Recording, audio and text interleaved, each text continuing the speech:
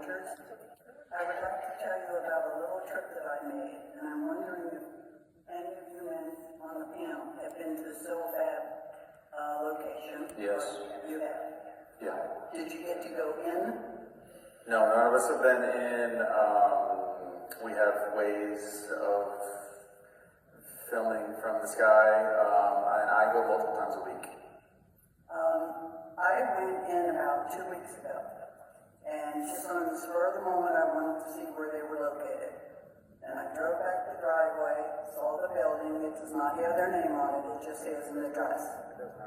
And they've been there, that I was told, 2 years. The gentleman that I talked to has only been with the company since January. He was very nice, very polite and informative, as far as he could be. And after speaking with him and asking him some questions and getting answers, it took about 30 minutes. I looked at him and I said, "Can I go out into your warehouse?" And he looked at me and he said, "Sure." So we went back, we opened up the door and we went in, and what I saw was what I would call a warehouse. Huge. Yes. And against the far wall was finished product.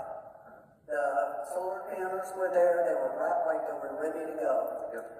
People were riding around inside on three-wheel bikes, with just a little bit like a basket on the back, and they had some things in it and they were taking it somewhere. In the front part, when I first came in, the office area looked to me like it was very portable.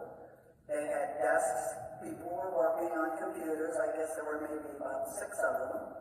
And of course they kind of stared me down, but that didn't bother me. And they were working, and it looked like if somebody yelled fire, they could pick up their desk and go out the door.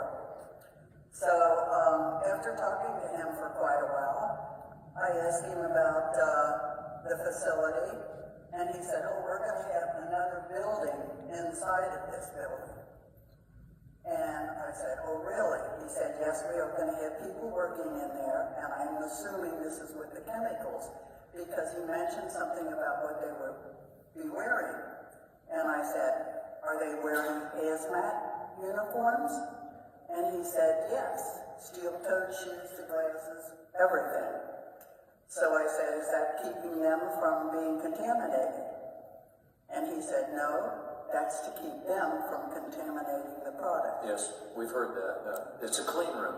The building inside of the building would be a clean room. Yes. And there's truth to that, but there's probably truth both ways. They're protected and the product's protected. And I said to him, "Well, how many people would you have working here or working within this corporation?"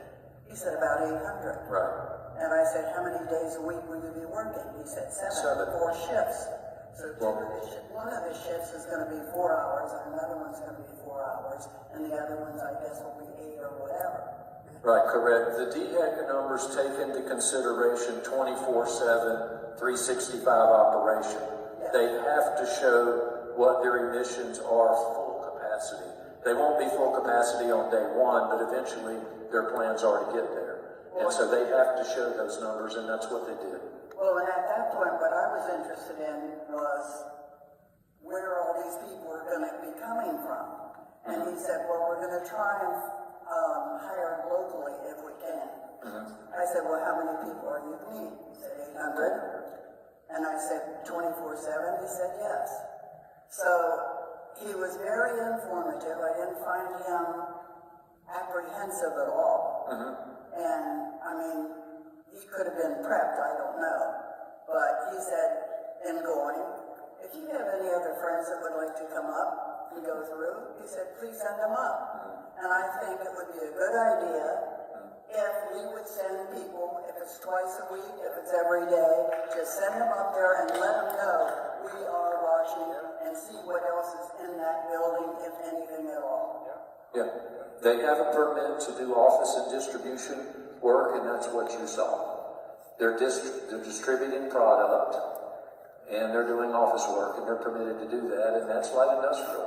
Well, I was really surprised that there wasn't more going on, but I thought, they're waiting to see what happens with this before they start moving heavy equipment and so forth. They are, And I had lunch with them also. They're friendly people. They would love to come, for you to come visit. I don't think they're necessarily trying to hide anything.